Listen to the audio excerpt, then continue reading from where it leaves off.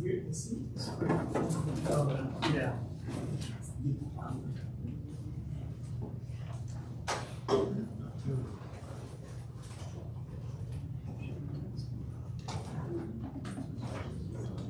BJ, I have to admit that when I saw that email saying Barbara for a split second there, I was like, Yeah. Right. That's BJ when her mother's upset with her.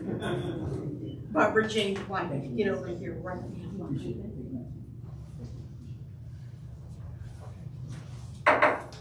It's just after 7, so we'll try to get going. I know Commissioner Kroll has not arrived yet. I haven't heard anything about him maybe being absent tonight, so he may join us in the process, but we'll go ahead and get started. I'd like to welcome everybody to the September meeting of the Clintonville Area Commission.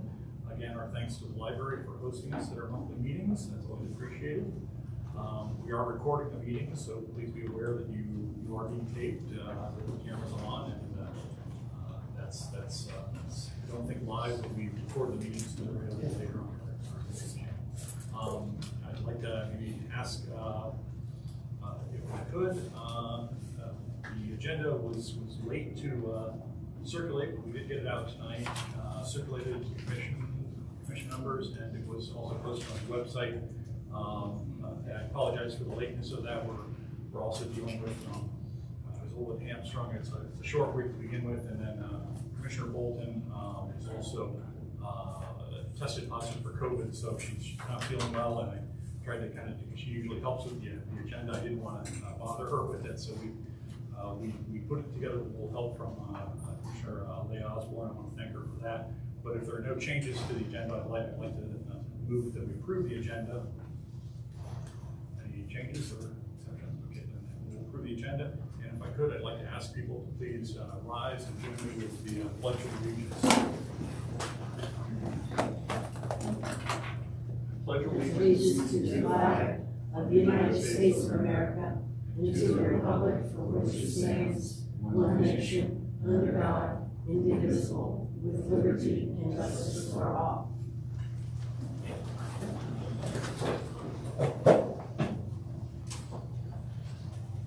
We'll begin tonight with district updates, and if I could, my left with Commissioner Moritz. Okay. Mark Moritz, District 6. There's a number of things. One about training and planning from the Development Review Commissioner training. That was very helpful to learn more about the zoning and various processes and different concepts. On yesterday, I met with Brad Wassel, and I think he's from Recreation and Parks, if I'm correct, to talk about the all-intensive joke connector that's going to connect Clovermore Park with Northmore, thank you. And so the reason I asked for that meeting because I was concerned, not just me, but also other residents, about the crossing of pedestrians and cyclists on West North Broadway, sort of near the off-ramp to the freeway. It's North Broadway, it's a bit of a busy street. And they shared with how all the plans that they have, and so in many ways the crossing is much better than all the other crossings in the city. But there's still concerns about the off-ramp coming southbound from 350. So I shared those concerns. Commissioner Botero was there as well. We also appreciate we expressed our appreciation for the work that they were doing on that efforts. The other thing, the Wanda Residents Association has started meeting again, and a lot of issues are going on in that neighborhood. There are three main issues. One is the empty coda lot on Beeman Avenue. And I have not done anything here except for contacting the different city departments and seeing something, putting in the Delaware Residents Association in contact with the folks at CODA. The other issue is the lighting between behind Graceland program target. So it's very bright, shines into the houses and gardens of the residents of Delaware. And that's been an issue for a long time. And that's still not been addressed. And the other issue is that there's construction behind the Kroger and Target at the Graceland. And now a lot of cross traffic goes through the Belawanda neighborhoods rather than on High Street at Graceland. And so there's signs that says you cannot go, this is not through traffic, but nevertheless a lot of people go through there. So I contacted multiple people, and the main message for this is call 311. Call 311, put in 311 request, and put as many 311 requests as possible. Not just one individual, but multiple individuals. So if you have an issue in your neighborhood, ask as many neighbors as possible to submit a 311 request. I think that's Great, thank you. Commissioner Hively. Josh Hively, District 8. This month I attended the zone-in presentation out on Morse Road at the Gilley Senior Center, I believe it is. Pretty informative meeting. There was only 2 public comments at the meeting, both Clintonville residents. I also attended, I think, 3 of the Clintonville farmers markets this month, promoting one of my local Clintonville businesses. But I hadn't been to a Clintonville farmers market in a while, and if you guys haven't been down in a while, I recommend it. Whoever's organizing that's doing a great job. And I attempted to make a zoning and variance meeting, but I had it on my calendar a week early, so that didn't work out like I thought it would. But other than that, no district-specific updates. Thank you. Commissioner Wood. BJ White, District 9. For the most part, everything is fine in District 9. We had 2 write-in candidates for the election, 2 Johnny-come-latelys, but I'm sure that our CAC election committee chair, who has graced us with her presence, she'll be giving you some more information on that. But I was just so delighted at the turnout to the election, even for write-in candidates. I was really pleased. And to me, it was a flip of the coin. Either one would have been absolutely a wonderful successor. So we're really happy about that.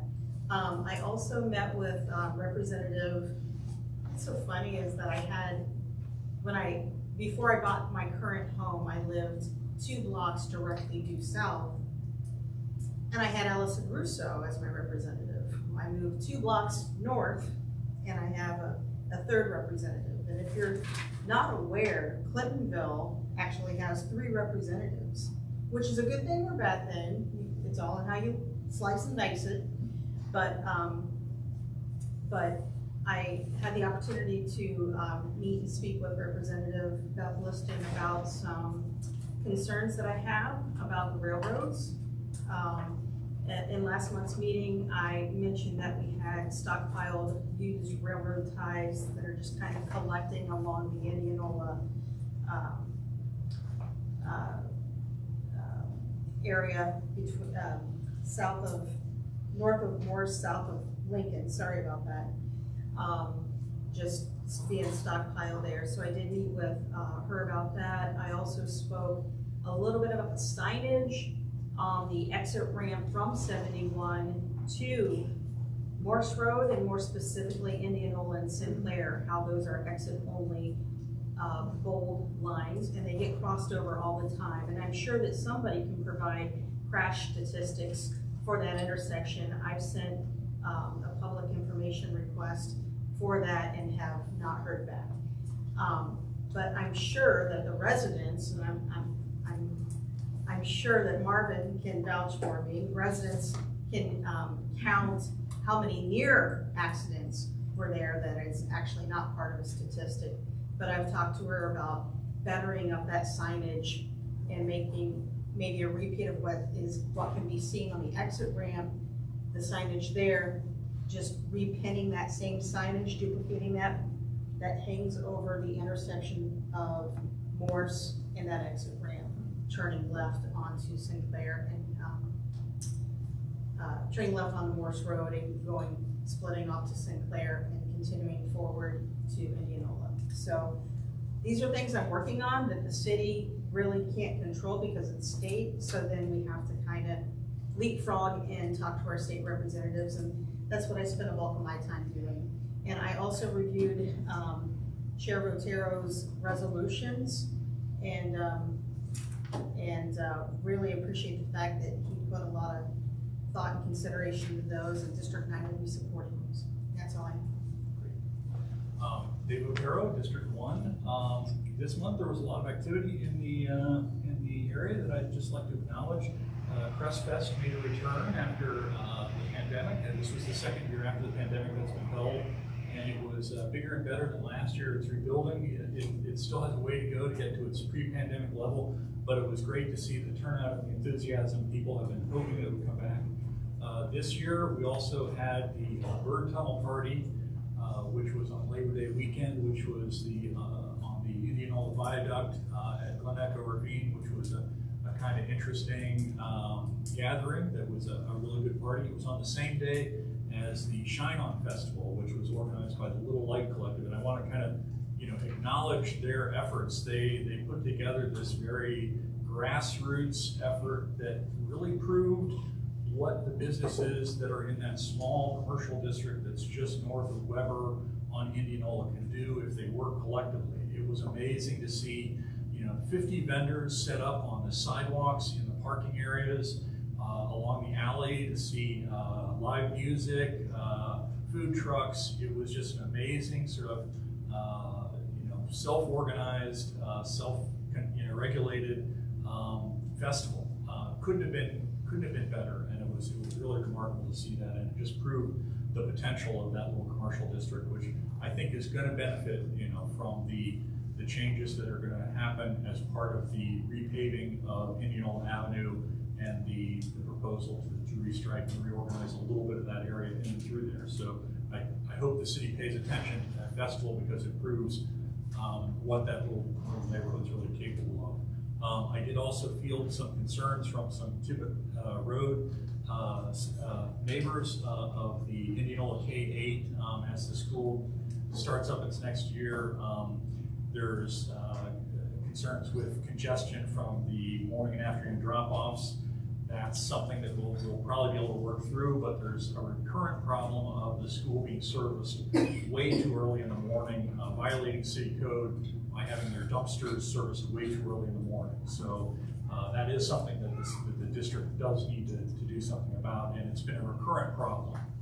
So the district's had more than enough times to address this. I think they've tried to work with their vendor. How this problem keeps occurring is completely beyond me.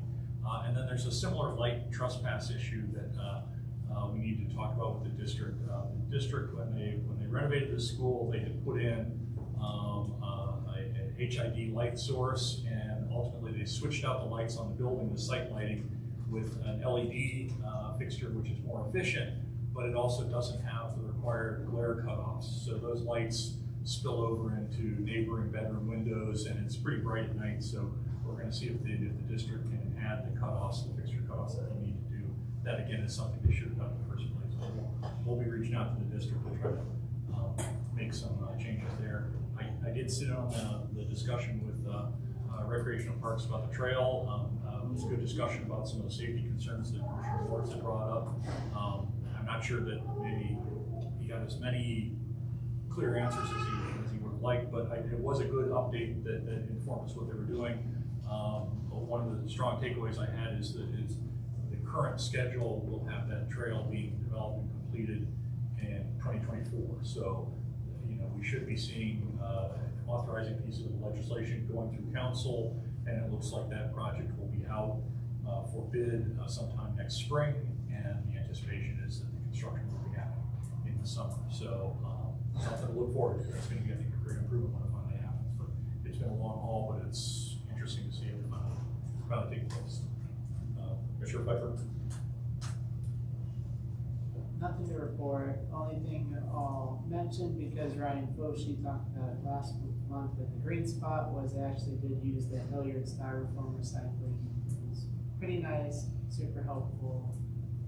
I've done a lot of work done on my house, and so I have a lot of styrofoam I need to take replaced, and so it's an easy way to take care of all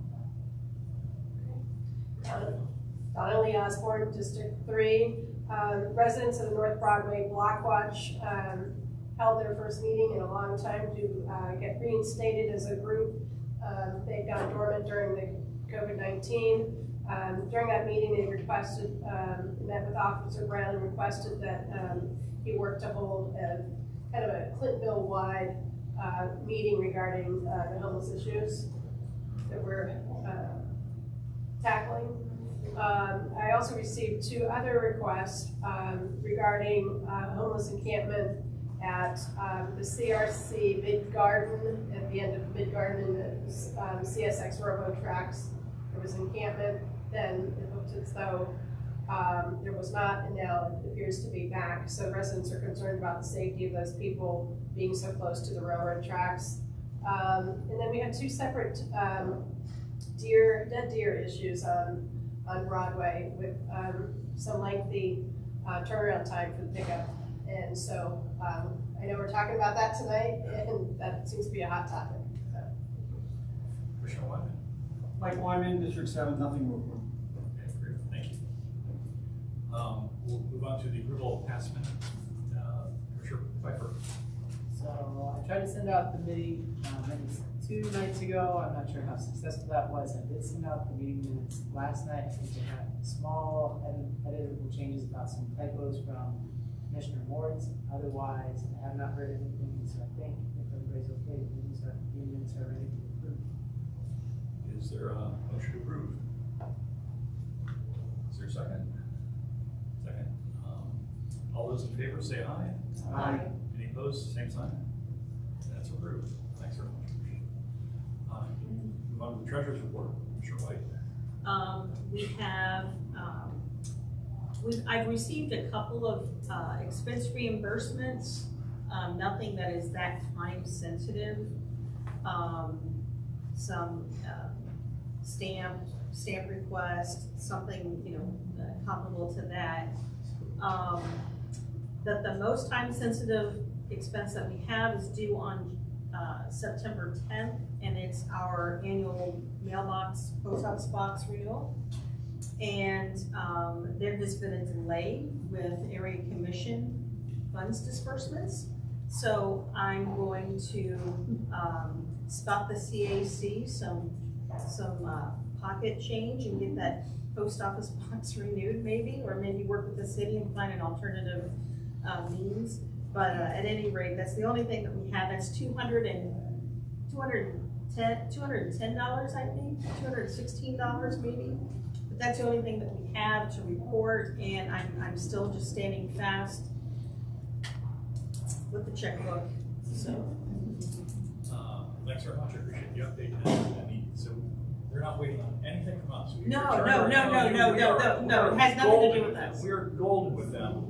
Yes, we're fine. It's just there's a procedure and there's a protocol and there's all bureaucracy is at play. Okay, and now just so happens on the agenda, we can hear from the Department of Neighborhoods and maybe find out if they're going to be able to front us the $210 and you can keep your cash in your wallet, and hopefully that's the case. Swid, would you like to start us off with the city updates? Yes, good evening, commissioners, and yes, BJ, thank you for, Commissioner White, for communicating that issue to me. And yes, my suggestion, I sent an email, so if we can use like an ACH debit and pay electronically, please save your own dollars or allow me the opportunity to encourage our fiscal team to take care of it so it doesn't fall back on your own cash. But yes, it is a matter of city attorney is reviewing the MOU and the funds disbursement process, and yes, unfortunately it's taking much longer, even though everyone had put in such a strong effort to get paperwork turned in earlier than previous year. So thank you all very much for your patience. We have asked that the director communicate something so that you're aware it's not you. It's affecting all of the area commissions, and that funds will be available as soon as possible. So thank you again for your patience.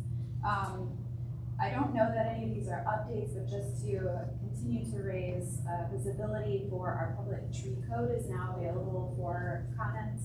So that would be street trees, park trees, and there's now a first ever technical manual to accompany those code changes. So please, I know trees are very important here to the Clintonville community. So residents, commissioners, please express those comments until September 22nd. The Bike Plus survey is still available, so please, again, share that widely with residents so we get lots and lots of feedback. And again, this is inclusive of bike, rollerblade, pedestrian, drivers, whatever your perspective, whatever your way of moving through the community, we need your input in this survey. Registration for fall programming is now open at all of our Columbus Recreation Centers. You can look specifically for programming by the type of activity or by the center location. So that's all ages, all activities. That registration is now open for fall. And I thought also of interest, our South Side neighborhood liaison, Catherine Cole. She offers a coffee and conversation monthly. So on Thursday, the 28th, at 10 a.m. at their center, which is the Reed Avenue Center, she'll be hosting Director Jenkins from the Office of Diversity and Inclusion to speak. So if anyone is interested and available in person, that's another opportunity to mix and mingle with some of the other commissioners from the South Side, residents from that side, business owners from that side of town, and also to meet Director Jenkins. Thank you all very much. Great, thanks so much. Officer Brown, you're here tonight. Yeah. Please. Hey, what's up? I'll get there. So, few things. On August the 30th, the city conducted the first ever tow blitz, where they went ahead and towed all junk vehicles from off the street. They towed 198 vehicles. 3 precincts didn't have any of those vehicles towed that were in that list, because our first shift guys on 3 precincts do a hell of a job of addressing junk vehicles. So I didn't have any for my list to provide them.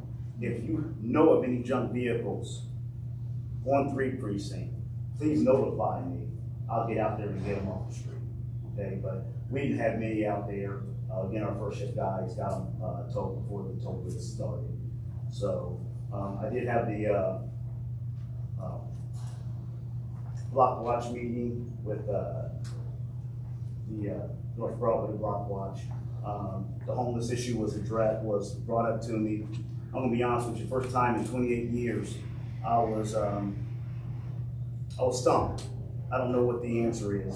I explained to them our process, that we go out as CLOs, we engage with the homeless, we provide them with resources, then we put them on, we notify the homeless advocates through our supervisor, and he puts that camp on a list. And then the homeless advocates will go out, they'll try to engage with the homeless, give them opportunity. They'll set a date, hey, this is cleanup date, you gotta be out by this date. Talk to my supervisor. I've noticed that as I'm going out to these camps, I'm starting to see the same individuals over and over again. So can I circumvent some of that process? So I've been going out here recently, and I would tell them, hey, I've seen you out here before, help's been offered to you, do you want help? You don't want help, you gotta go. You can't camp here, this is city property.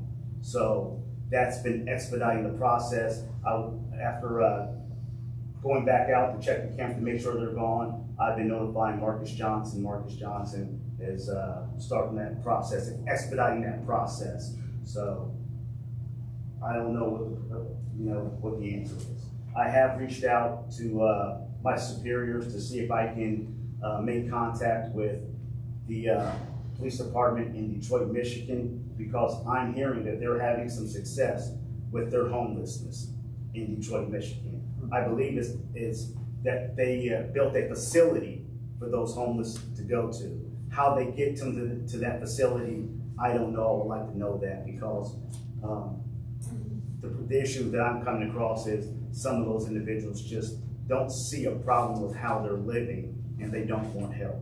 So But I have cleaned up a camp at Glen Elbow Park. That's on the list for Marcus Johnson to respond to.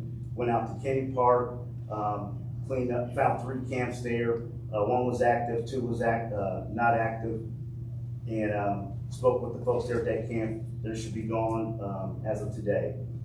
Went out to, we actually cleaned up the camp at Tim Hortons on North High Street, behind Tim Hortons on North High Street. Checked that camp yesterday. It was still vacated and cleaned up. Check the camp at Lucky's, behind Lucky's Market. Unfortunately, it was cleaned up. They are now back. So I'm going to go back tomorrow, see, the folks that I've already dealt with, get them out of there, and so we can get Marcus to get over and clean that camp up. We did have a camp that was near 40 Mobile Drive, just about Kenny Henderson area. The only way we found that camp was someone called and reported a deceased individual there. So that individual did pass away at the campsite. To my understanding, neighbors had known that campsite had been there for years, and no one had been reported it. And so sometimes, we just don't get notified right away. If you're seeing these camps, email me, call me. I'll get them on my list, get out there. But what I'm seeing is I'm pushing them from one camp to another camp to another camp to another camp. So hopefully we can come up with some solutions. I did reach out to Sway to see if we can maybe get together a powwow of experts to see what we can do for our homes. Do want to report that the residential burglaries on 3 precinct have started to increase. I looked at those reports today. I'm not seeing too many connections to explain why they are rising. Most of those are occurring during the daytime, so obviously when folks go to work, they leave their valuables at home. Individuals know that. Looks like most of the burglaries are occurring on 30's Cruiser District and 34's Cruiser District. So those are southern cruiser districts on the precinct. Typically, most of those are occurring up and down High Street, east and west, between North Broadway and Arcadia. A couple of those reports did produce some suspect information. The one that was occurring during the daylight was male black, 30 years of age, 110 pounds, 130, light skin with a goatee. There were some that occurred that night. Individuals woke up and saw this suspect inside their residence. Nothing was taken, but they reported a male white, hoodie, shorts between the ages of 20 and 40. Also, on September the 1st, if you were working out at Sporta Fitness, they're at 26 Graceland, your workout was interrupted because they evacuated the gym. Apparently there was a bomb threat there. The bomb threat was texted in. I checked the report this morning. There is a suspect identified in that case. Question? Yes, ma'am. I appreciate all this work you've done since we had our conversation. That's great. The one thing that Tim Hortons, Lucky's area, has been chronically a problem, and it spills into this portal park. So I've been sort of monitoring that park because it's on my daily route for work. And it was like cleaned up for a few days, then it seemed back. I don't know if these people are homeless or if they're just people that loiter and drink, but they're just people that are there the entire day. And you see people drinking out, they hold a brown paper bag. I don't think they're hiding vitamin water in a brown paper bag. I've seen people, as I'm going by, I can see it as I'm going by, rolling joints. And then last night I actually did call this in. There was a woman there that was soliciting lap dances.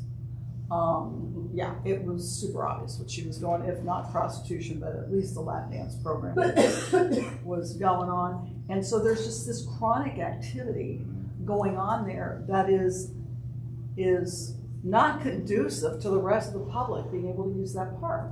You know, if people are walking their dog, if they're, you know, riding a bike, if they just want to sit down in that park and chill out for a minute, no one in their right mind is going to do it because it just looks like bad news all the time with this behavior. So whether that's a homeless problem, whether that's a behavior problem, whether it's both, I don't know. But again, last night with this lap dancing person, as I was coming down, probably about 8 o'clock, I was coming down Arcadia towards High Street. The guy gets out and gets in a cab. So people are coming from somewhere else to hang out in that park because why is he getting a cab and leave, right?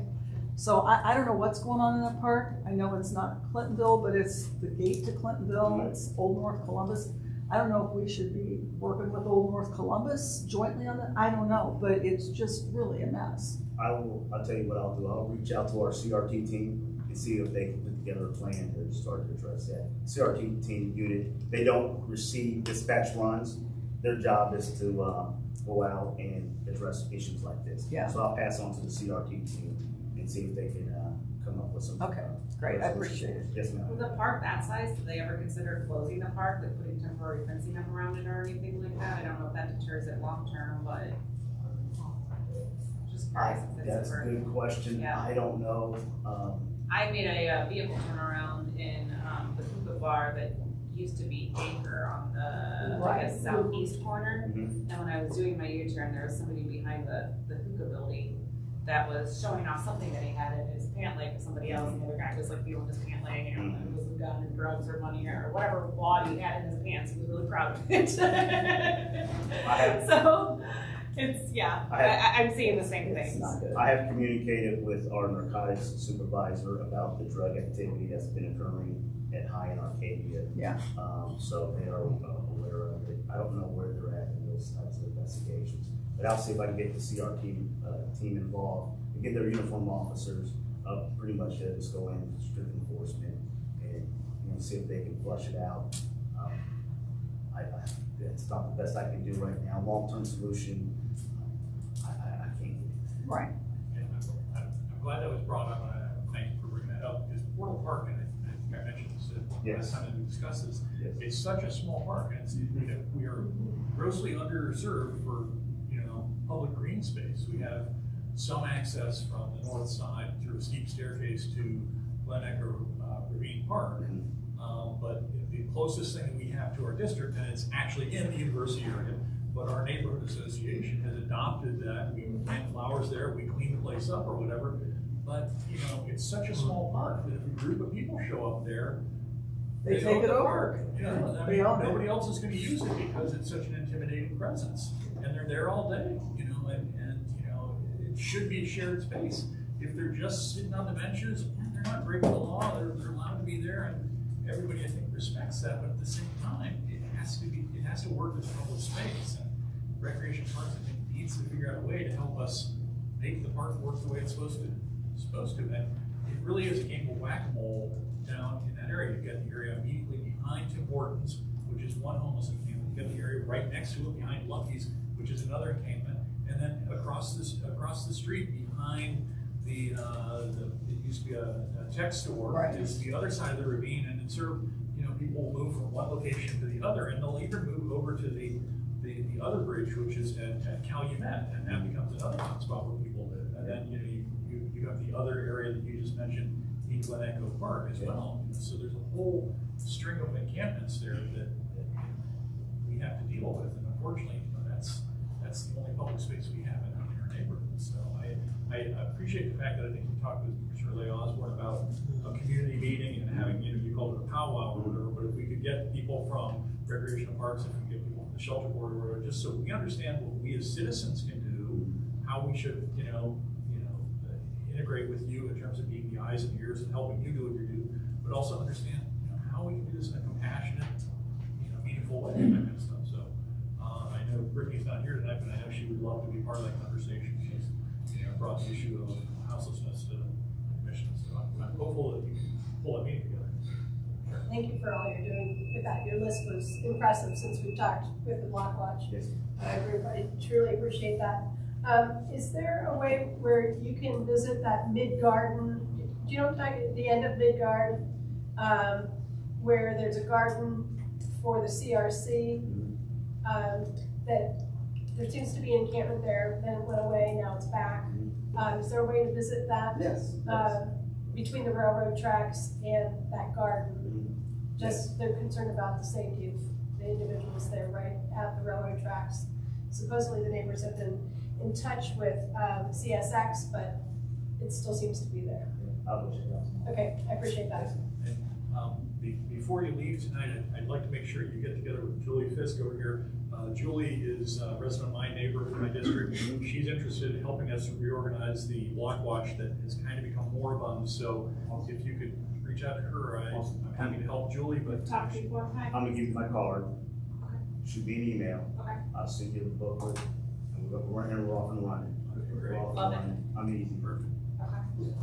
Yes, ma'am. Hi there. Well, thank you for your update. Thank you.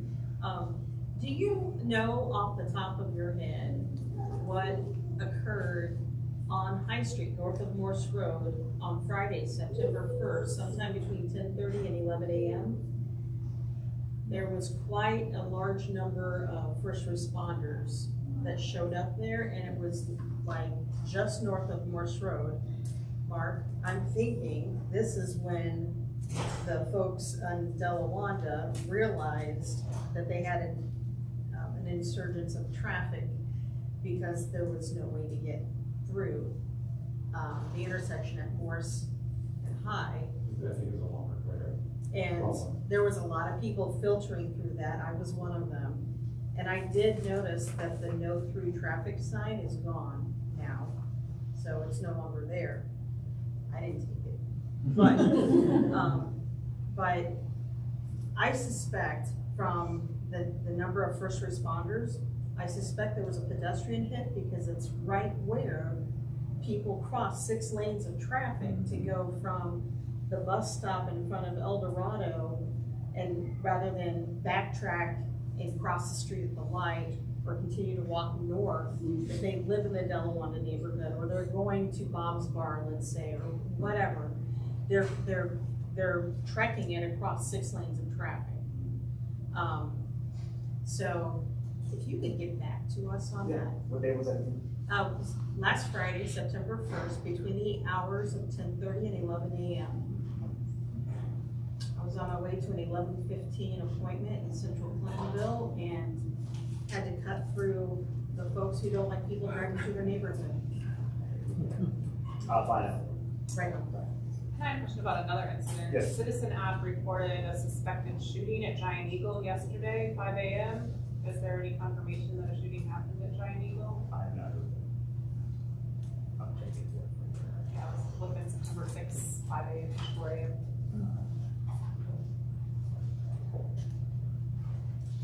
And are there any other questions for Officer?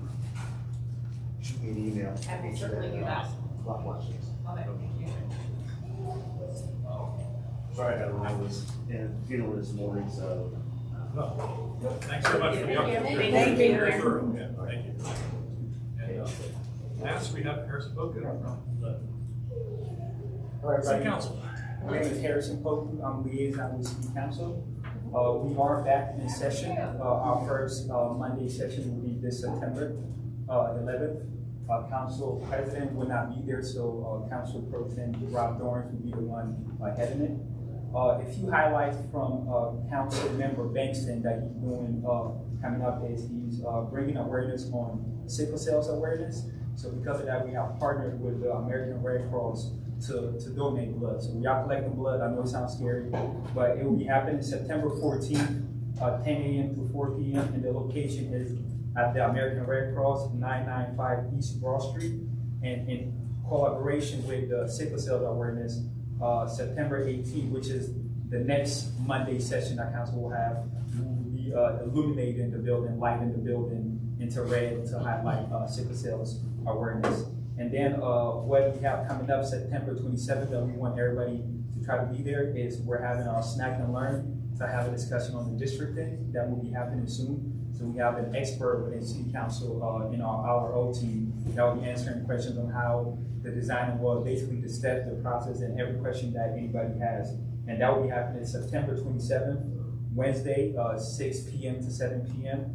at the main library at 96 South Grant on the second floor. To be our City Council social media page has posted a flyer, but I will send all that information, the flyer, to Mr. David so that we'll send it out to everybody via email. So those are the few highlights, and we are back in session.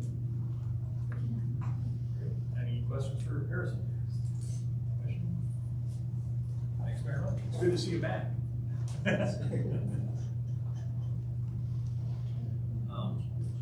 Next up, we have from, I think, the Department of Public Service. Is it Kane Murray? We've been experiencing some difficulties with deer carcasses, which I'm sure Leigh Osborne brought up. You're here to tell us a little bit about what the city's process is. Yeah, I like this angle that I was talking about. But, yeah, I'm Kane Murray from the Department of Public Service, and I've been in contact with SWID, talking about some of the deer problems we've had around here. Our first thing that we like to do is find out what the issue is. We don't know. I'm so new that I don't even have cards yet to give, so I have my digital card that I'm going to be able to give people or keep in contact with SWID. I'm here to answer your questions, really talk to what the problem is, and see how I can be a resource. I'll let Cheryl maybe start. We'll start with the commission, then we'll take a question. So, with a very high deer population in the Clintonville area, most zip codes, I understand that the city has like one response plan. However, I don't know that the city as a whole has the number of ravines that we have throughout our 2 zip codes. So I'm hopeful that we can come up with a Clintonville specific deer carcass removal plan, whatever action plan, or somehow how we're thinning the herd. But what I'm noticing is we had a deer that was hit on High Street. Officers responded immediately to that to block the deer. In the meantime, the deer is pulled to the sidewalk. When it's pulled to the sidewalk, the deer then sat there for 4 days.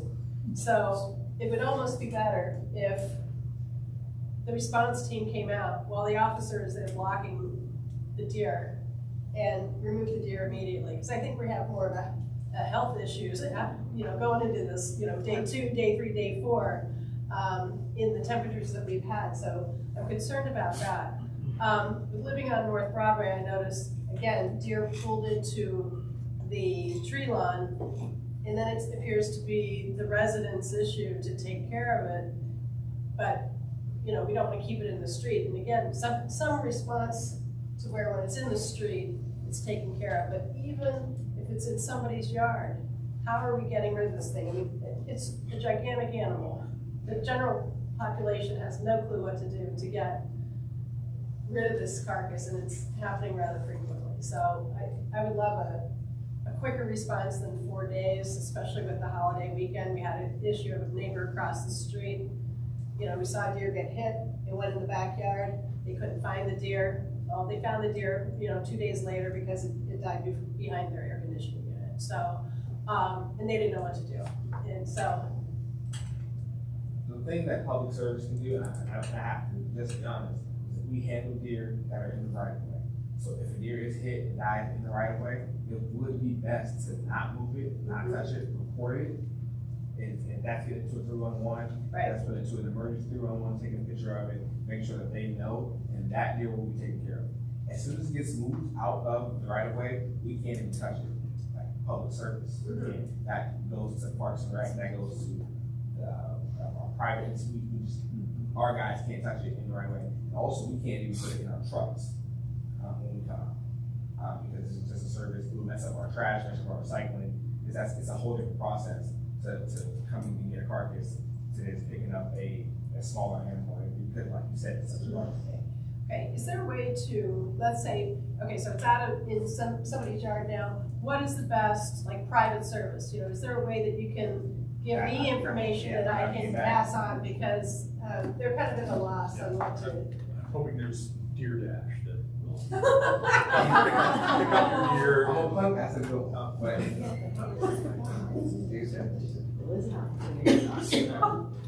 If I could kind of follow up with, I mean, I don't know that I would be in favor of a specific Clintonville policy, but my sense is, I don't think that any citizen of Columbus should have to wait days to have a deer carcass picked up that's in front.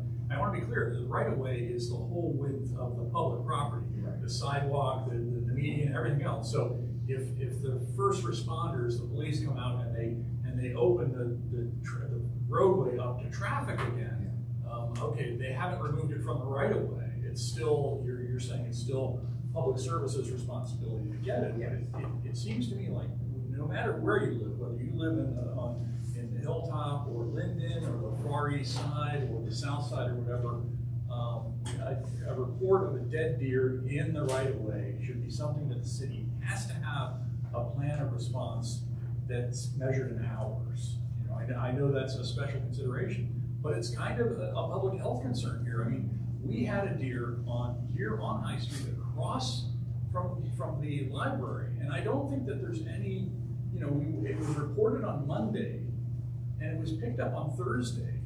And I kind of think that the only reason it was picked up on Thursday is there was a big festival that the city put on, which was the Columbus Rise Up, and the mayor was going to be here, and every department in the city had vehicles here. We had, you know, shiny new trash trucks. We had refuse trucks. They come out here a couple hours beforehand and picked up the deer, you know, because there's going to be this big thing happening. But it seems in 90-degree temperatures to have a deer carcass, you know, in a populated area, and you know, I don't think that, you know, Clintonville, you know, needs to you know, have special service.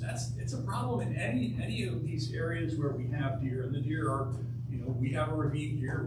There's other, you know, areas that have wooded areas or parks that are adjacent that have deer problems. You know, it seems to me like if you've got a populated area that's got a dead deer on the road, something has to happen right away. And if the city has to sort of say, well, we need to do something to outsource that to, you know, a third-party vendor, whatever the system is to make that happen, I think public service has to have a plan.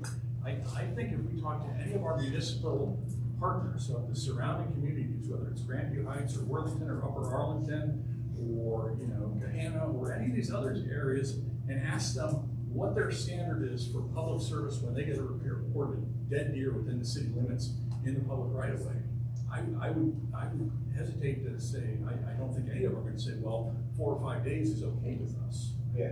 It's just, you know.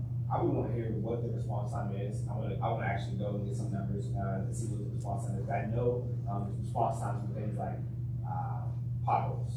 Potholes is like 3 days into a when it's reported 311. And that's what I wanted to ask. Like, are you talking about, are these things when they're sitting there, are they reported? Oh yeah, absolutely. Absolutely. Multiple 311 reports of a dead deer here on High Street. You know, people were horrified by it.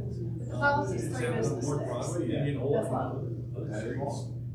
You know, it's Commissioner White.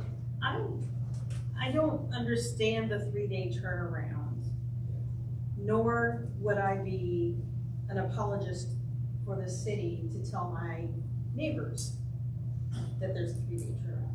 So just help me understand. If I'm submitting a 311 request, we understand the 311 service center is on the receiving end of that, okay? Whether it's by phone call or email. Just help me understand, if someone submits a request on a Monday, it's, how long does it go from, because I can get a service request confirmation number within a day. Okay, so that gives me a case number to follow. Just help me fill in the blanks. What happens after I submit that 311 request? Send you the picture, give you all the details that you need to know. Tell me what happens on your end once it lands at the 311 center. I'm going to be 100% transparent and honest with you with the whole thing. It goes to that 311 person who's working at the center. And depending on the request, it gets sent to somebody in my department, whoever is working through sidewalks or right away that day. And if that gets handled and it's easy and it's a good one, they send it to the refuge center. But if not, sometimes that 311 gets forwarded to Squid, and then it gets back to me if it's a request that keeps going. So every situation is going to be different. That's why the response time is going to vary. That is also why I want to review your request of a measured time to see what is the actual response time. Because to not elongate your answer, I don't know the process. Because if you were Domino's Pizza and you promised me a pizza within 30 days, days and you didn't deliver it then, it would be a free pizza. Yeah, so Kane, you're the man of the hour. I'm telling you. I mean, there is room for improvement. Oh, there's got to be a better way.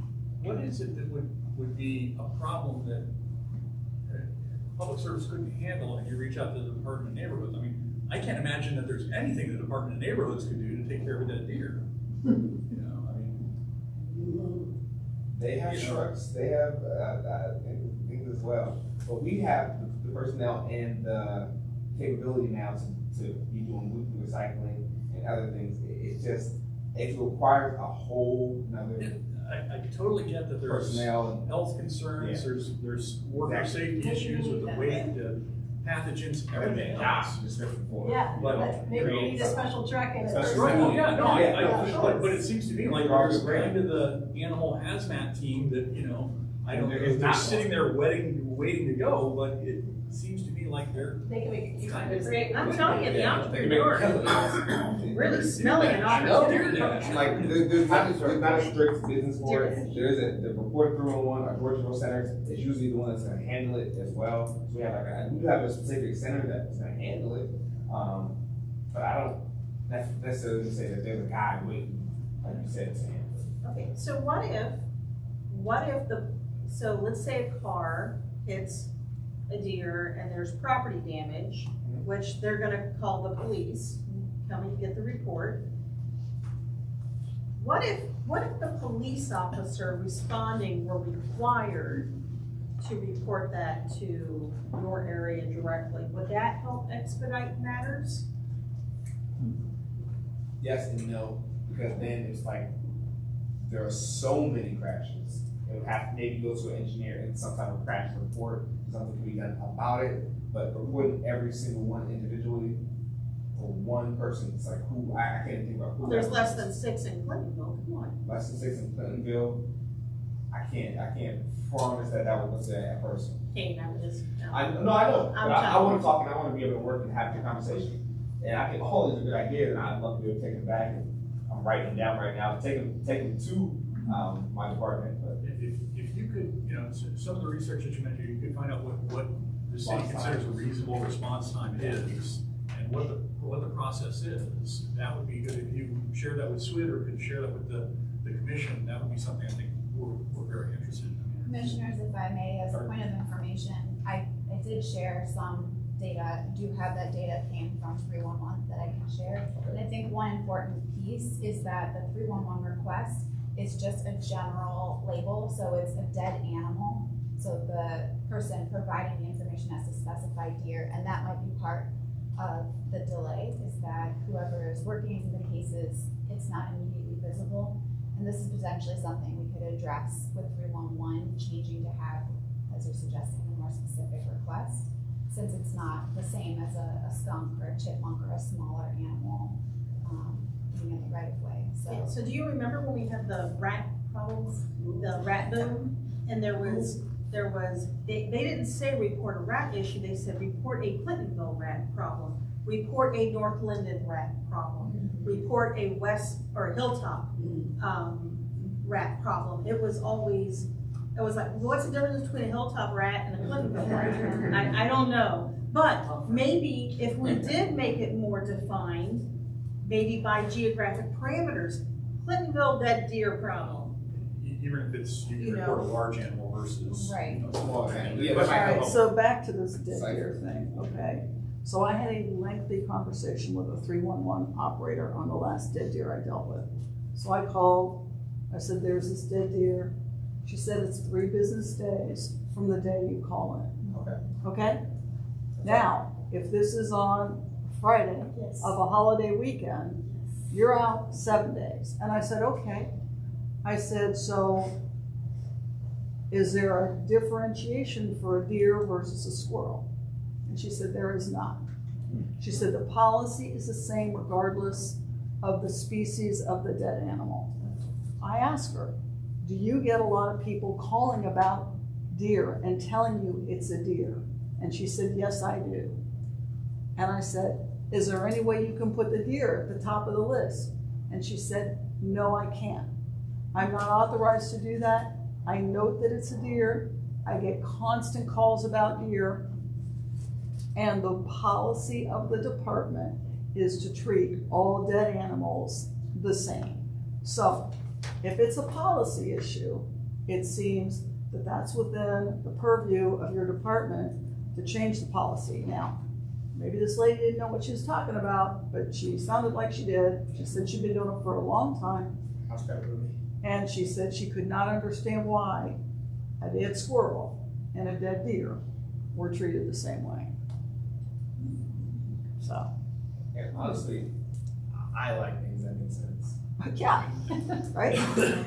So it sounds like it makes sense to me to be able to report a larger animal between a smaller animal. But see, today, even if you tell it's a deer, it's still the 3-day policy. So yeah. It's a policy that needs modified. And I don't want to be because that policy stands for our potholes, or so it's a policy that has to stand tall because our 311 service is strong, and there are only a certain amount of people working it. And I don't know if it's a capacity thing or not. But I will go and try to get the answer. I think it's a bureaucracy thing. Yeah. That's there didn't used to be a bunch of dead deer around. Yeah. So it was reasonable that you had the same, doesn't matter if it's a skunk or a raccoon or possum, that makes sense. This dead deer problem has proliferated over the last 5 to 7 years, so it's probably just nobody ever really updated the policy. They just keep hoping these deer are going away, but they're not going away. And I know we are working upstream to not hit it, put more signage out. I know we got some signage out and continuously trying to put it in other neighborhoods. So working upstream to continue to know that they're on the way, that they're coming. But I mean, it's really like a dead body, let's face it. Yeah, I mean, some of these deer are like, 120, 130 pounds. I mean, like it's not good. I'd like to thank you, and as you go back, if there's things that you can do to include us in the information, the follow-up, and SWID, and I appreciate the fact that SWID did send information previously, but one of the things I think that the commission has as an ongoing role is to advise the city of sentiments of the community. And I'd say if there's any takeaway that I think you should transmit back to public service is that as a community, I think we expect that the animals, particularly deer, would be removed in hours and not days. And if things need to change, whether it's policy, whether it's funding and manpower or whatever, I think what we're trying to advise the city of is the community's expectations are much greater. I would say those expectations probably are shared universally across the city. I don't think there's any neighborhood that would say, yeah, when an animal's hit by a car and it's there on the side of the road, we're okay with 3 or 4 or 5 days between it's picked up in 90-degree weather. It's just I don't think it's healthy, and I think it's a problem. And I think every community in Clintonville would echo that sentiment. So if things need to change in terms of how you respond to those situations, I'd say, yeah, if you need to go to council and say you need to have a bigger budget or you need to have more manpower, I think our community would be supportive of that.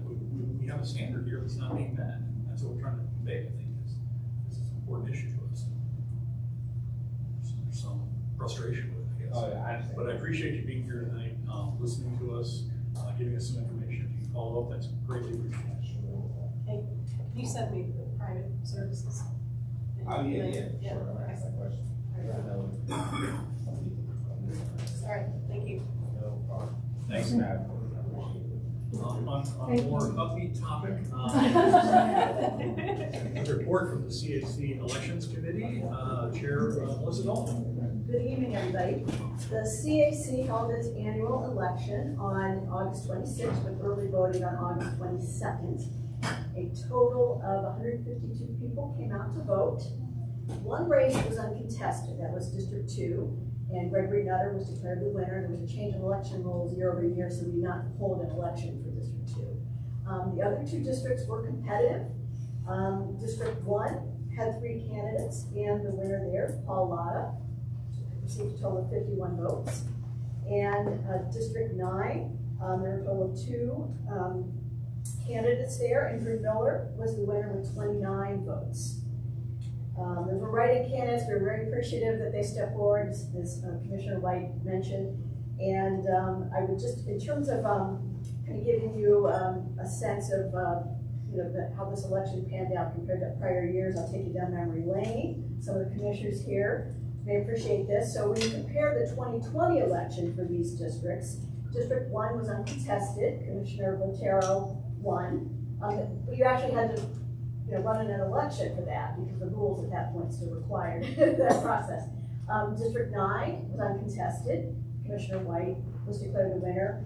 District 2 was competitive, and Commissioner Pfeiffer won there, but there were a total of 25 votes for that district. So when you see 152 people coming out for those 2 districts, it's a very significant uptick.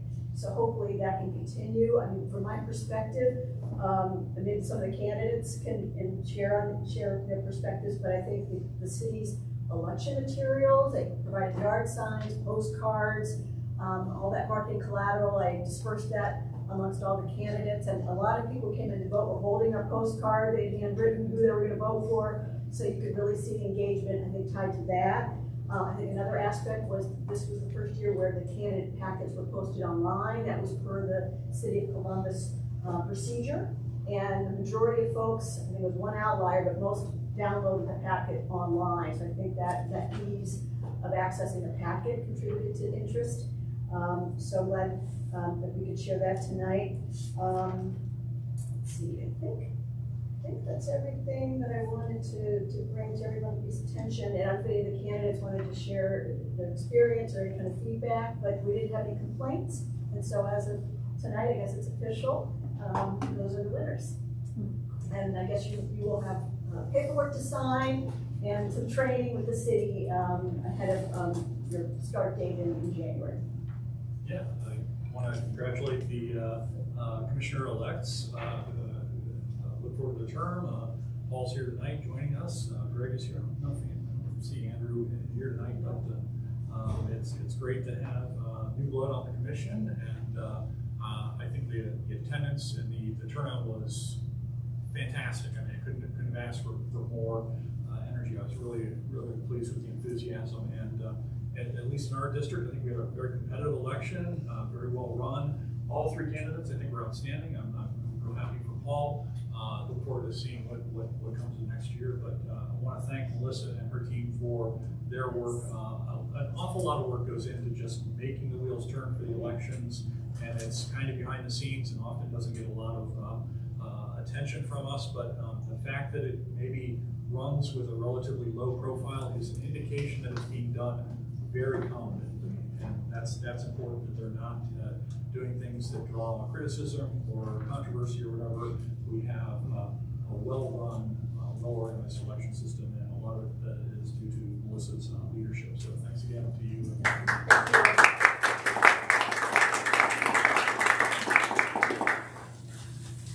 Next up, we're at Planning and Zoning. Commissioner Hardwick. Thank you. First of all, I want to announce that our October 25th meeting, the time might change. The city is, we've had trouble getting our training because our zoning committee meets on one of 2 days that no other area commission meets, so they always schedule trainings and activities at the time of our zoning committee meeting. But they've been extraordinarily accommodating, and we're going to have at least someone there at 7:30. We may end up staying late, we may start early, we may move our regular meeting back, but there might be some change on that coming. But I want to be as flexible with them as they've been with us. On to our 2 agenda items and a brief discussion of some procedure issues we had at the end of the meeting. Our first item of the demolition agenda was 4524 Olentangy Boulevard. The applicant wants to waive the 60-day waiting period before proceeding with the demolition of the house. The applicant showed up with numerous supporters, but I asked if the committee had any questions. There were no questions, so we proceeded to a vote and unanimously recommended approval. Again, this is not, we have no power to stop anything. This is just the 60-day waiting period. So the public knows someone can, if you apply for a demo permit, anything, there's a 60-day waiting period unless the area commission waives it. So before you can. And since this is the primary structure, there's not the opportunity. Oftentimes we get demolition requests for garages. Garages, there's the ability to waive that procedurally, just if the commissioner in the district, the chair, and the chair of the committee agree with waiving it, it can kind of be done procedurally. That doesn't apply to primary structure, so there's no opportunity for us to move on this outside of just sending it through the commission. Is the applicant here tonight? Well, we represent the applicant. Yeah, we're with Cleary Company, we're with the design, the construction. The applicant actually has COVID today, so he couldn't. Oh, we appreciate him staying at home. But again, there was not a procedure for us to waive this procedurally. So tonight, unless there's some discussion, there might be. Someone emailed me that they were planning on attending. A neighbor did. Are there any questions about the application? Okay, seeing none, we'll go ahead and vote on the application, demolition application for 4524 Olentangy Boulevard. Shall the application to waive the waiting period be approved? All those in favor say aye. Aye. Any opposed, same sign. Motion passes. We'll expedite the paperwork back to that. Okay, the second of the two items on the agenda were was a council variance 23085 for 4 North Broadway Lane. This is an area that most of us have probably passed by gazillions of times and have never gone up. You're going down East North Broadway just before you hit the railroad bridge. There's a little road off to the right. This is where that is. It's in the back of that. They have 5 variance requests. The 5th one was added at the meeting. First one is to permit 2 detached dwellings on the same parcel, consisting of. The second one is the building lines to reduce the East North Broadway Lane building setback from 10 feet to 1 feet to conform to the existing attached garage setback on the existing dwelling. So that's the rear yard, to reduce the rear yard from 25% of the lot area behind each dwelling to 25% for the existing house and 0% for the accessory dwelling. I'll let the lawyer explain, that in more detail. For the private garage, it was to increase the permitted garage area by 1,640 feet, and I got to clarify that's from 1,190 to 2,830 square feet, and to get a variance to allow them to keep the gravel driveway that they've had on that for years. The vote to approve was 6-1 with 1 abstaining. I think the major factors in favor of this is a unique lot, that it's extraordinarily large. It's 3/4 of an acre. It's relatively isolated, at least from the front side. It's been there. The building that's been there. It's a converted barn from the 19th century, if I remember right. Yeah, so it has historic. And they could also, because this is so large, if they wanted to put multiple buildings on it, they could do a lot split. They could do it. That's the wrong address. You're up by you need to go up by the freeway. I was like, what did I put in? Oh. You put Broadway Place, you have to go up by the freeway. Take the east off. Yeah, take the east off. Yeah, there's no, I learned that because I was typing this in, no east. I was like, wait a minute, this is not what we. I think you'll have some diagrams. And your vote was 6 in favor, 1 abstention. Yes, and we did have, there was also some discussion of that there was a trust involved that we keep it, send it to Clintonville Historical Society, and no family member wanted it. Some people thought that was important. Personally, as I said last time, trust documents, I I don't think that's something we need to be careful about relying on, because that's beyond most of our, I think that's beyond my expertise to understand, so I'll, but even without the trust, let's see, the one vote against it was mostly concerned about that there was no hardship, there was no formal hardship. There were neighbors who expressed concern and opposition, some just, and I think they're here, so they can correct me when it's their time to speak if they want, if I don't get it right, but there was concern about construction issues, that they should just wait until the zoning code changes to make sure that will, so that the zoning code could actually address this issue, and that there was some concern that this was big on the concerns for the people behind it, that it was big from the vantage point of their yard. Also said that the second building was bigger than most of the houses, than a lot of the houses, not most of the houses in Columbus. But again, I think the committee was just impressed with the quality of the application, how isolated this was. It's a huge lot, so huge lots can accommodate bigger buildings. And the gravel, I mean, that's a city's aesthetic choice, and if they want to have an environmentally friendly permeable surface that's been there for decades, we didn't see any reason why we should oppose that. Are there any questions for Chair Hardwick from the commission? Can you remind me the recommendation from the committee? Approval 6-1 with 1 abstention. 6 approved, 1 against, 1 abstain. 1 against, 1 abstain. Okay, thank you.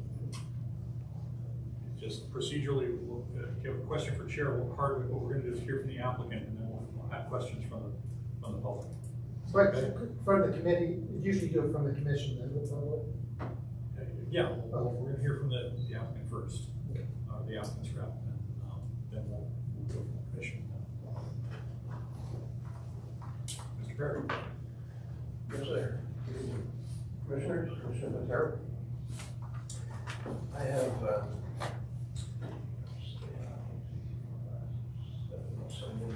you can share if need be. Good enough.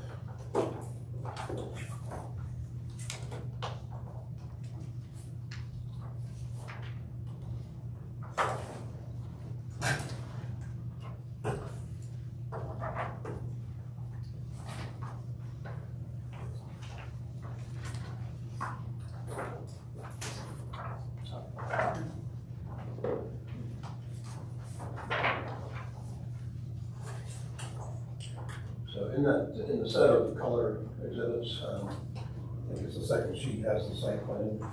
I have a site plan for a board, also a couple of rooms. So this property, as Mr. Hardwick indicated, until I started working on this zoning application for the Fishers, I didn't know this house was even there. And like many of you have driven by, driven on East North Broadway to 71 a million times. So the site is at the terminus of Broadway Lane. It's owned by David and Suzanne Fisher, and it is in their trust. I will come back to that. The property is, the first sheet of this has a color image of the house. The property, what is now the house, was converted from a barn to the current house in 1930, and the Fishers have lived there since 1973, so 50 years. My understanding is prior to 1930, this was a barn for a larger house in the area that burned, and the owners at that time loved the property and changed the barn to a house. So it's a very cool building. Has elements, as you can see in the photographs of the barn, the cupola and so on. The property is zoned R3. That is one of several of the city's single-family districts. The R3 district requires a minimum lot size of 5,000 square feet and 50 feet of frontage.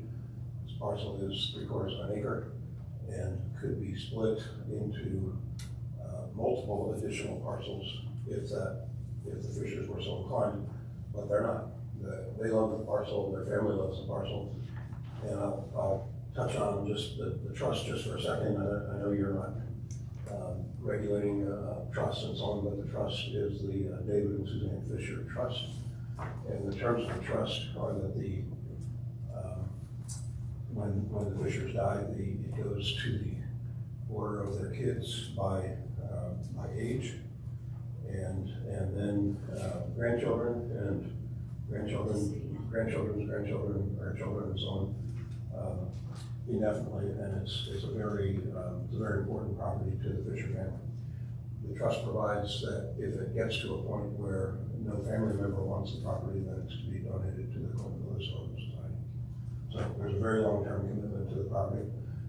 The Fishers are elderly, and their interest is in having a second dwelling unit. The current terminology for that with the city is accessory dwelling unit. They've been called carriage houses also, but the current terminology with the city is an accessory dwelling unit. And the zoning code staff, not the zoning staff, but their staff in charge of the zoning code, are developing language for accessory dwelling units, and City Council is very, very supportive of accessory dwelling units as a means of providing places on property for family members to visit, for future care, if a family member wants to have an on-premise care person as they age and so on, aging in place. So the zoning is R3, the property could be split and additional houses built either with ownership retained by the Fishers or sold. That's not what they want to do. They are proposing this detached building. It's within 10 feet of the house, but it's a detached nonetheless. So the zoning code treats that as two dwelling units on one parcel. And the R3 all the single family districts limit use of the property to one single family dwelling per parcel. So the other thing going on with this is that they are not splitting utilities. There is no interest in establishing property lines for this garage and accessory dwelling units, so they are not splitting utilities. Utilities will run off the existing services. That's another. I mention that because it's another indication of their commitment to the property and keeping it. It's not something to build it and split and sell this unit or sell the primary house. So we have the council variance application pending that Mr. Hardwick mentioned, and there are 5 variances. I passed around a sheet of the variances. This is the same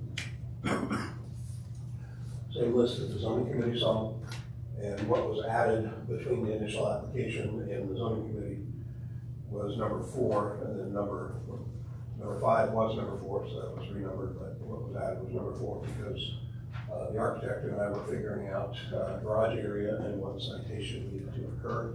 So the citation regarding total garage area was added. I'll start at number 1.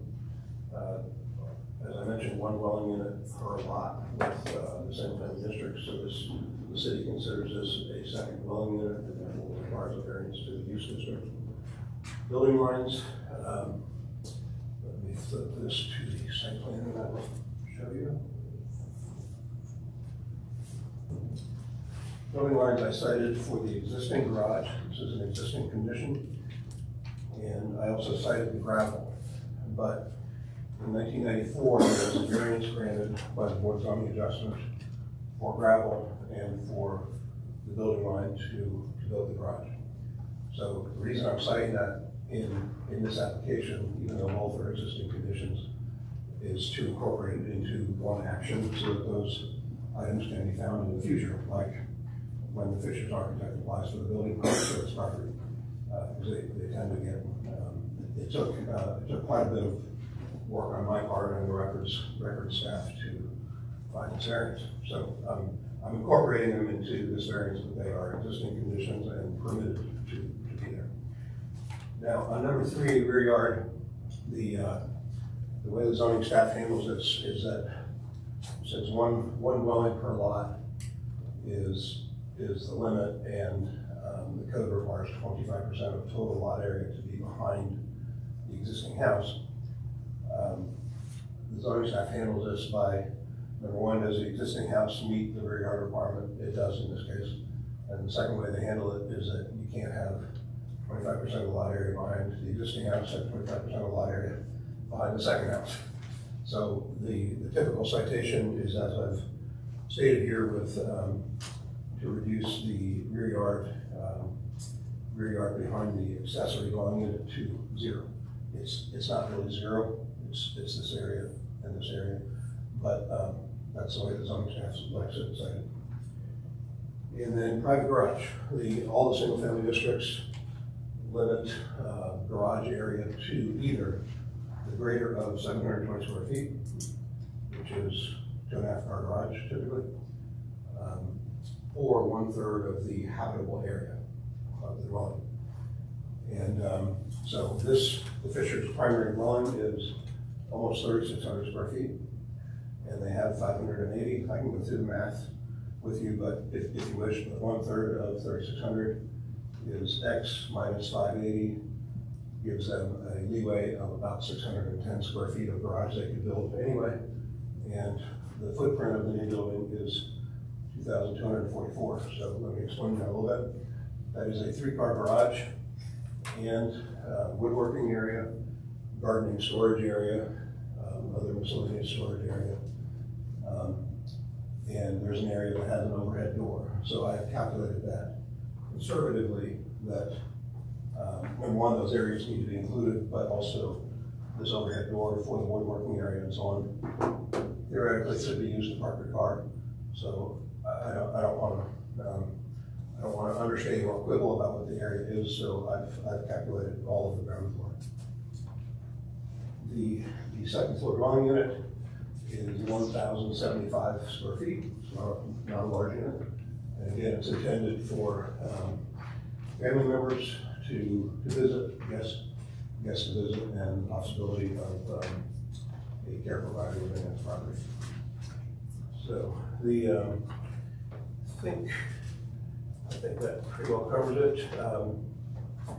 Renderings, I have several renderings, but this one does the best depiction of what's proposed. Thanks very much. Are there any questions for Mr. Perry from the Commission? Are there any questions for Mr. Perry from the public? We'll also ask you to comment. Yes. I live to the west side of the Fishers, and Lilac covers their complete side of the west side of their lot. I've lived there just about as long as them. I've lived there almost 50 years. We bought in '76. They came in '73. We have a half-acre plus lot, so it's not that they have an enormous lot. We have a half. My neighbor next to me has a half-acre lot plus, and she wasn't even notified. Her name's on the list, but they sent it to someplace down in German Village, and she couldn't come tonight. So I'm not sure how they got the German Village address, but in some of the drawings it shows the houses that are on the north side of Lane for North Broadway Lane. It shows all those houses and their addresses and everything, but on our side, the two neighbors, mine and my neighbor next to me, it doesn't show any evidence of our lot or houses there. I don't have any objection to some of the stuff that they're doing. I did it first, and then Chairman Harwich sent me the copy because I couldn't attend the meeting August 30th. I was out of town, and he was kind enough to send me the application, the variances, and third thing. But anyway, I was able to look them up, and that helped clarify a lot of the issues that I was thinking it was going to be on our side at first, because I didn't have much details and didn't understand what it was. Mr. Bean, I'm not sure who he was. He was there I watched the video. That was the other video. I watched the video, and there was a gentleman, Mr. Bean. He explained things, and the way he explained it, he went back through the history and so forth, which is fine. And that, you know, this is a lot it is isolated, you know, and it's one of the larger lots. Well, we have a half-acre lot, and there's people next to it. Everybody else has short lots, but we all have very long lots there. What my concern is that the way it was explained, this is not by Mr. Perry, but by me before he arrived, was that they were building it so that they could age out into it. And I'm thinking, well, if you're in your 80s and there's a stairway to get up to that section, why would you build something when you're already 80 plus years and trying to get upstairs to live in that? You know? And then the other thing is, if there's just 2 of them there, what's the need for 5 garages? 4 in the new application and 1 already existing. So my wife couldn't come up because she's handicapped, but my wife don't understand why they're building 4 more garages when there's only 2 people living there. And so that was one of our concerns, and then the other was, let me read my notes here. Yeah, we'd like to know why the need for 4 garages plus the original one. And it did say, like he said, that it's in a trust and that it'll pass on and on and on. You know, they have a very nice property. They got a wooded section over on our side that has hospice, and it wasn't too well kept at first, but the Fishers came in there, cleaned it all out, planted all kinds of flowers and plants and everything. So it is a nice wooded area on our side, which I'm glad it's not being built on. But there was some other thing. I mean, just the way it was kind of presented, like this is a unique property. It is, in that it was an old, you know, there was an old carriage house there that, as he mentioned, did burn down, and they never rebuilt it and everything. And they did do an excellent job of taking the garage that they had. You wouldn't even know it's a garage looking at it. It looks like it's a regular house and everything. So, but the other issues I had was, well, one was my other neighbor wasn't sure why they weren't copied on it. It was somehow they got the wrong address and they couldn't make it tonight. But there's been several issues, and I don't want this to be against them doing it, but with their neighbors right directly around them. I don't know whether the commission will, I don't want that to sway one or another, but when we first moved in there, a year or 2 afterwards, I had a swing set by their northwest corner of their lot. My swing set was there, and there was a tree there, and it had a big limb hanging over the side that was dead. So I cut the limb down. Well, Mr. Fisher took me to court because he said I cut his tree down, and I didn't cut his tree down. And when we went to court, a mediator was there. He brings out a tape recorder, and the mediator says, what are you doing? You can't record this, you know? So, you know, and then further down the road, he cuts down the trees on his side because there's a lot of trees in there. We have trees along our side too. Can I ask you to kind of try to focus mostly on the 5 variances that we're listening to tonight? Are there any concerns about those? Okay. Well, like I said, what's the need for 4 garages when you already have one? I'd like to ask that, or somebody provide. Why are you giving him? And does this set a precedent? Since I have a half-acre plus, can I build, you know, a place on the back of mine? Because our property's in trust too. So that means that now I can go build a place in the back of my property, and so that we can age out there too, because we love the area. And that might be something you choose to do. I don't know if there's any, Mr. Perry can shed any light on why they want to put extra garages on. I don't know if they need to have a reason particularly. Well, I would agree with that statement, but it's 3 days, 1, 2, 3 garages. I have counted all of this area. This area has a similar door for a garage, but it's really a 3-day garage. But code-wise, my approach would be to calculate the square footage more conservatively than leaving the area out. The intention is a wood shop and potting gardening area. Exactly, it's access to their planned wood shop and gardening area.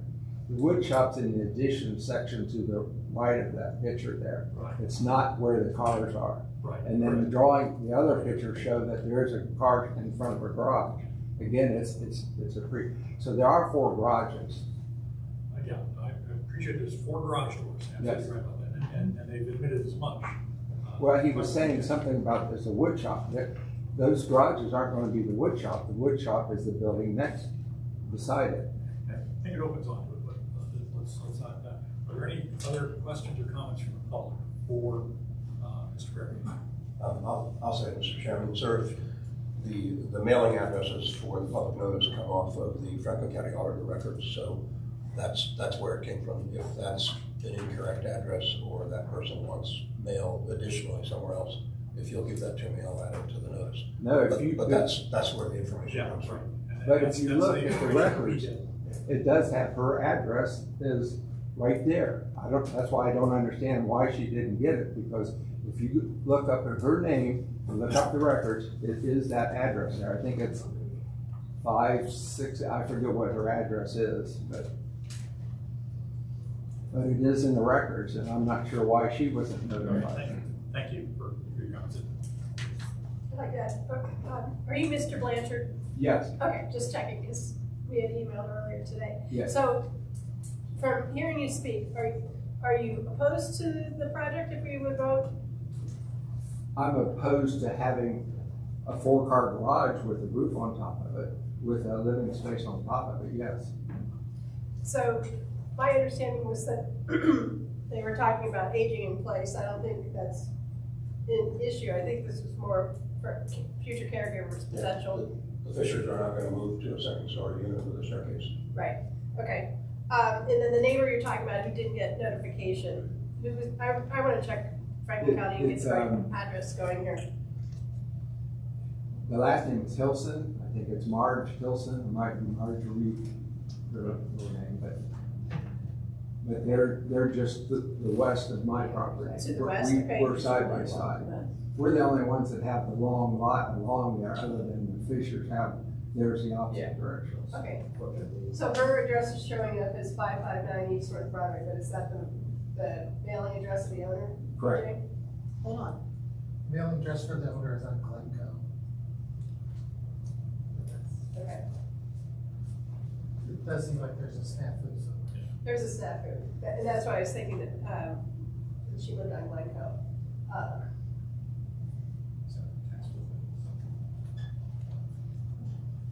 Well, if somebody will help me with where we're talking about, I'll double check the notice list, but remember notice is limited to 125 feet, so if it's on Glencoe, it's likely out of the notice. It's out of the notice with the Glencoe address, but I do see right here. And that's why, because the other mailing address is 146 Glencoe, instead of it matching the property address. So I think that might have been the snafu there, why she wasn't in the notified. application.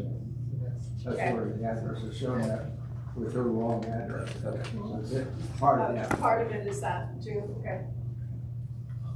If there are no more questions from the public for Mr. Perry, are there any other questions or discussion from the commission? I don't see any reason not to vote on all 5 variances at the same. One quick question for you, Dave. Reason for this being a council variance as opposed to just a why does it go to council instead of just BZA? Is it because of the use? Good question. For 2 reasons. Number one, because this is a dwelling unit. It has a kitchen and a bathroom. So it is a second dwelling unit as the code defines dwelling units. And there was a time, there has been a time where the zoning staff, the zoning code has a definition of habitable area. And they're like kind of shades of gray different from a dwelling unit. But the zoning staff for a time was sending habitable space in a garage, meaning it does not have a kitchen, to the BZA. That has changed as of about a couple months ago, Mr. Chairman, and habitable area and dwelling units will all go to city council. Okay. And that's just what we said last one. That's last month also, yeah. So, okay, are there any other questions, or are we ready to vote? I'd like to vote on all 5.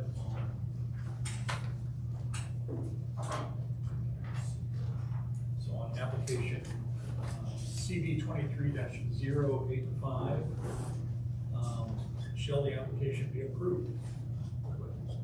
Commissioner Moritz? Yes. Commissioner Higley? Yes. Commissioner White? Yes. Commissioner Piper? Yes.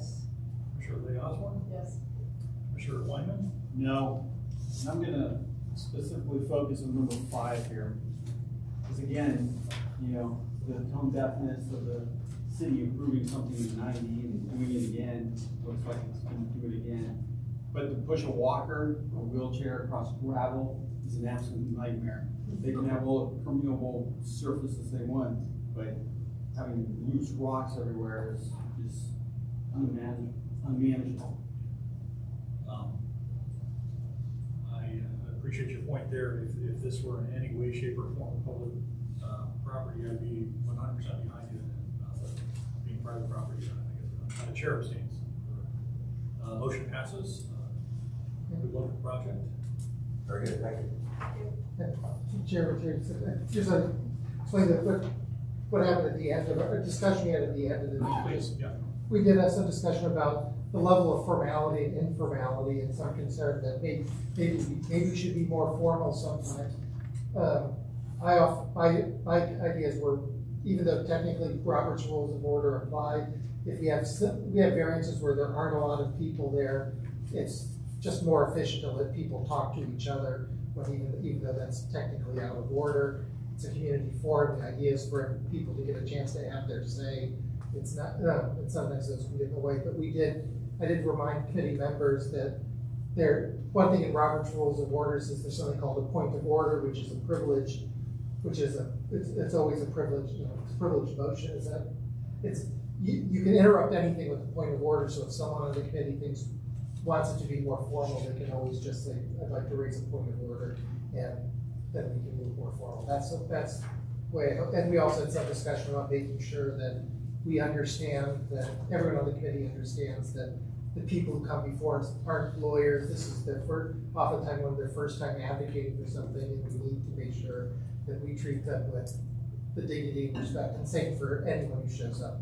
That these aren't, I live in the law world where we sometimes get harsh questions, but that's not the way these meetings should be. And we're going to try to make sure that that everyone gets treated with respect, and we don't have any, that we can have regular order when we need it, and everyone feels like they had a chance to make their say. I'm glad there was a discussion with the committee. I know there was concerns raised a few months ago about how applicants were treated. I think it's good that your committee had that discussion and sort of a meeting alliance about how the meetings run.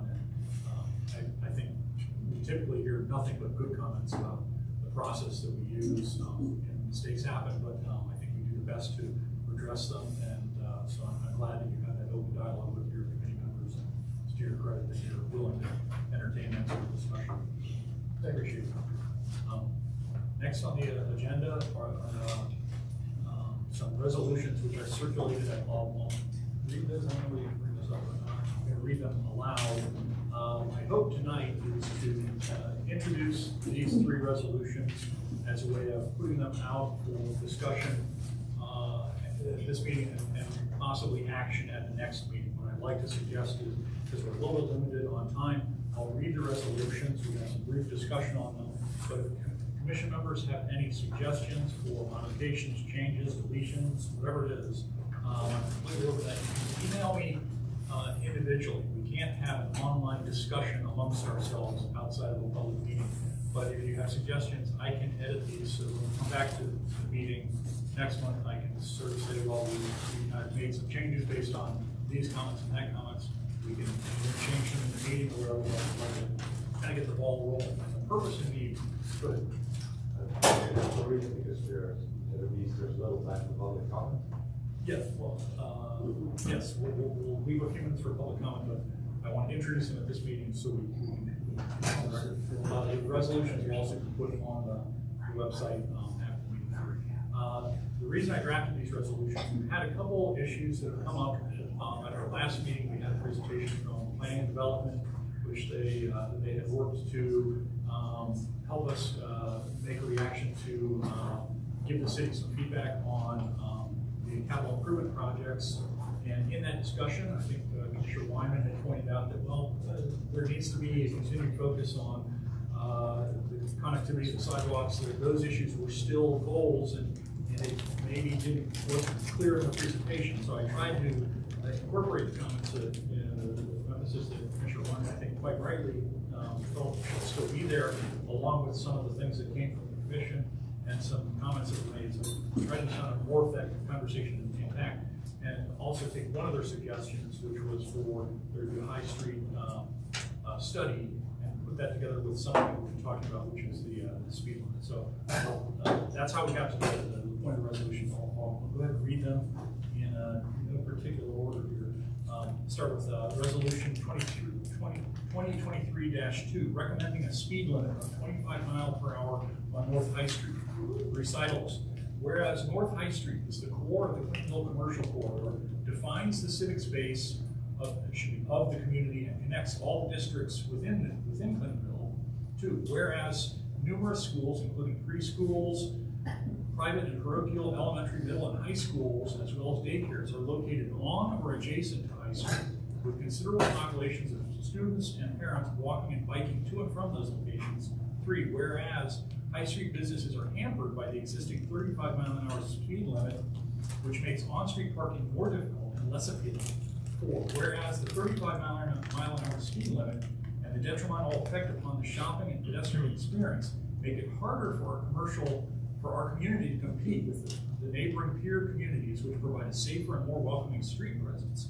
5, whereas the city's own Vision Zero efforts substantiate the clear connection between vehicle speed and the severity of injury to pedestrians and cyclists. 6, whereas North High Street has been the location of numerous injury accidents, including serious injuries and fatalities. 7, whereas the city of Columbus has determined for similar reasons to lower the speed limit within the downtown core to 25 miles an hour. Therefore, be it resolved by the Clintonville Area Commission. 1, the Commission recommends that the city of Columbus lower the speed limit on North High Street to 25 miles per hour. 2, the Commission also recommends that the City of Columbus conduct a complete street study of High Street from Arcadia Avenue to Chase Road to examine current conditions and make recommendations that will improve the safety, traffic flow, and parking while promoting walkability. Next resolution. This is Resolution 2023-03, recommending items for the capital improvement budget. Recitals. Whereas the Clintonville Area Commission has worked to obtain input from residents and has asked for consideration and study from the CAC Planning and Development Committee.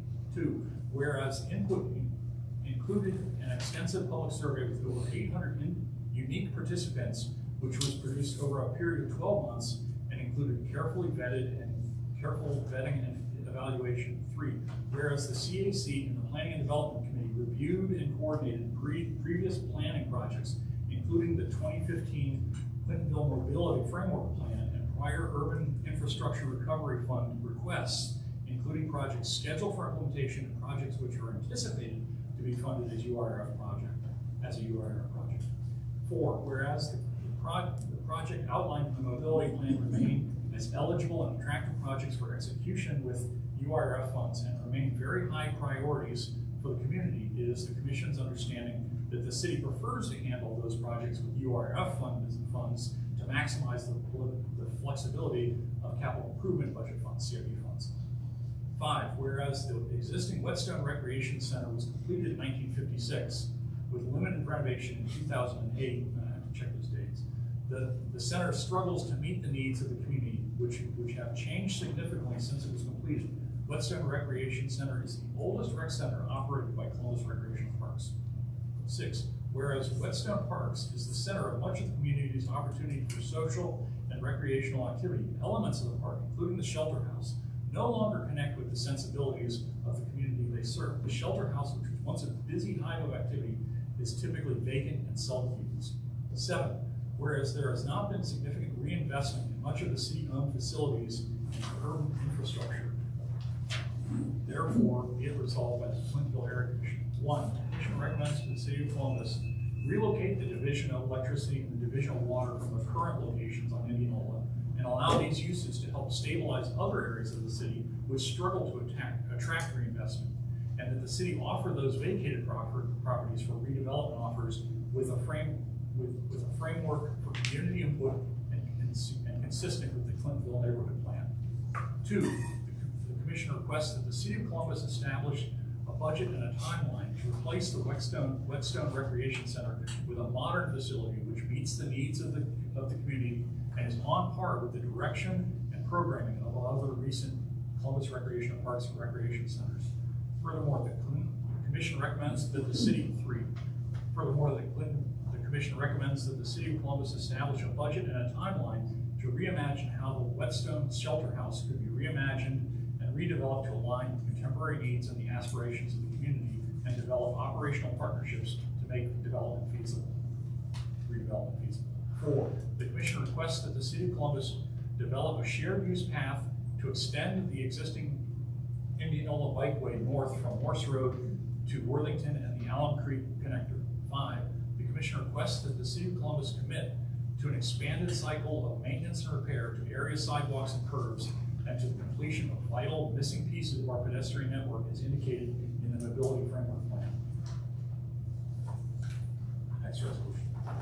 Resolution 2023-04, recognizing the Columbus Metropolitan Library for the 150th year of service to the City of Columbus and advising them on the needs of the community.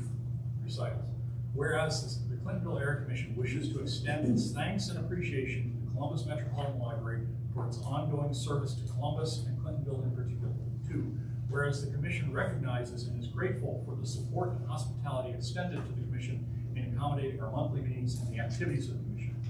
3, whereas the Columbus Metropolitan Library is celebrating and commemorating its 150 years of service. 4, whereas residents of Clintonville are enthusiastic patrons and friends of the library, enjoy its many services, and actively use the library as a source of recreation, lifelong learning, and community. 5, whereas the Columbus Metropolitan Library is in the process of preparing for an upcoming library bond issue. Therefore, let it be resolved by the Clintonville Area Commission. The Commission congratulates the Columbus Metropolitan Library for its 150 years of service and looks forward to supporting the library as it continues forward as a defining part of the Clintonville community in the City of Columbus. 2, the Commission also extends its sincere gratitude to the staff of the Whetstone Library and of the Columbus Metropolitan Library for their presence in our community since 1985. 3, the Commission requests that the library include replacement of the Whetstone Library with a new facility in its next capital cycle, and that any upcoming bond issue should include replacement of the library with expanded services and capacity on par with other recent CML regional branch projects. That's the last one. So hopefully tonight we kind of put those on the table. We have a few minutes. If there's any immediate questions that the commissioners have, happy for that. Otherwise, I'd like to have just a few minutes for public comment. Chair, I will, on page 2 at the top of 2023-03, we're going to have to oppose that. Moving an entire city department is going to cost millions of taxpayer dollars. They're going to have to relocate to a new building to have that property put up for development that we don't even know may happen. There's other city, facilities that are deteriorating across the city that have been left vacant, that haven't been redeveloped. We've done variances for redevelopment from the Ave. They haven't even broken ground on any of those. We've got an empty lot at Burger King. No one seems to be showing any interest in that. So that's a big if that would ever be redeveloped. And also, if it is an economic engine, we should be driving it out of Clintonville. I'm sure that economic engine is folks over at Gatto's and Dante's are probably benefiting from that facility being there, not to mention Wyland Park. So I would have to oppose that. Happy to have that feedback. Any other comments? Public comment then. Pretty sure. Absolutely, thank you. Make sure that doesn't get kicked over. Hi, I'm Gary Alleman. I live at 46 Melrose Avenue. Thank you, commissioners, for your time this evening. Commissioner Botero, I wanted to start by saying thank you for some of the kind words you said about the Shine On Festival that occurred this past weekend. Fabulous. It was a really fabulous event, wasn't it? Really nice, great shops, great area, and great people. I bought my property there 2 years ago, right across the street. Absolutely love it. It's fabulous. A big part of what makes it fabulous is the people who live there. And that's why I want to be sure that the commission is aware and confirm whether you are aware that Columbia Gas is attempting to take personal homes on the northeast corner of Indianola and Weber, extending to Melrose Avenue and up into Melrose Avenue through eminent domain. Yeah, I can speak for myself. I hadn't heard anything of that until the email, I think maybe which you sent to the commission advising us of that. I hadn't heard anything of any activity by Columbia Gas.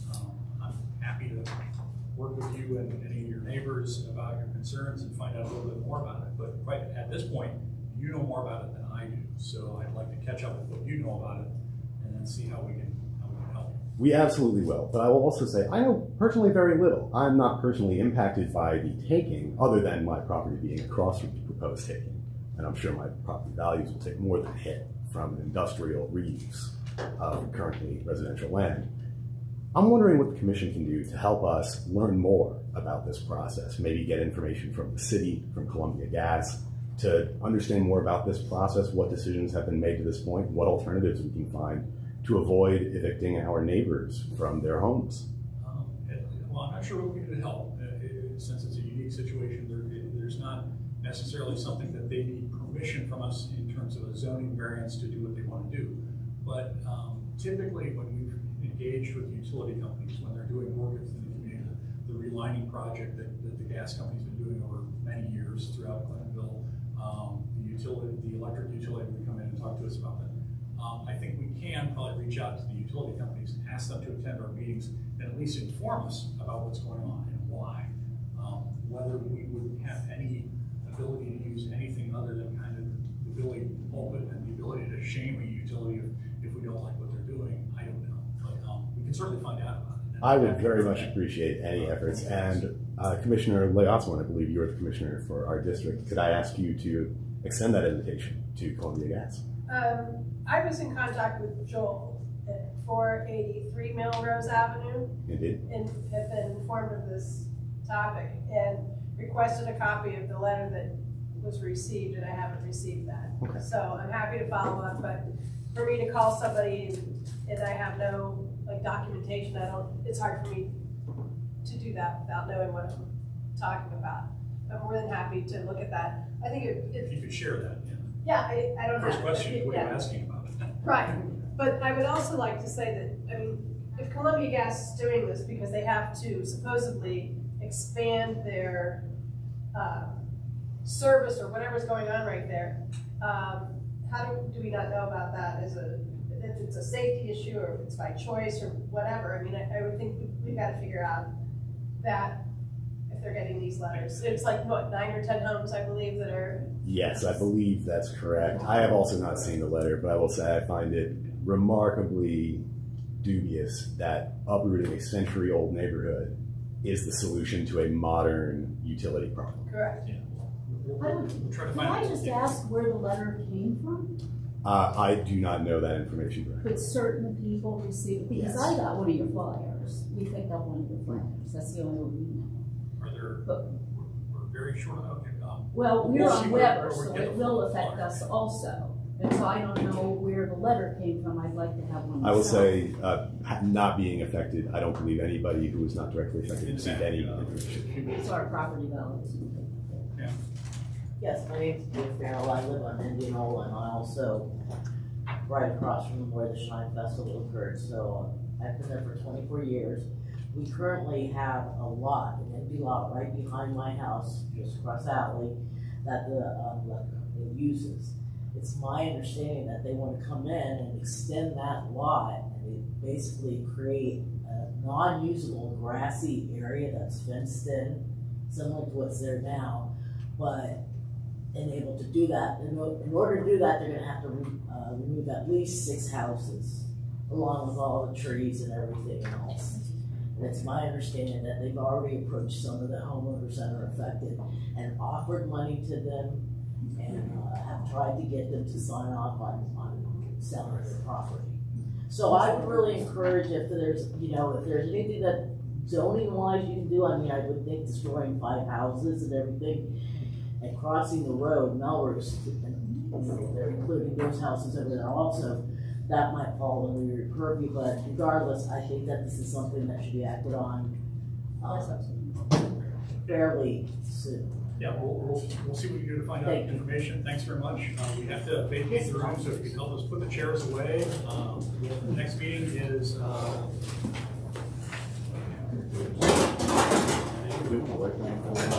Thursday, October 5th.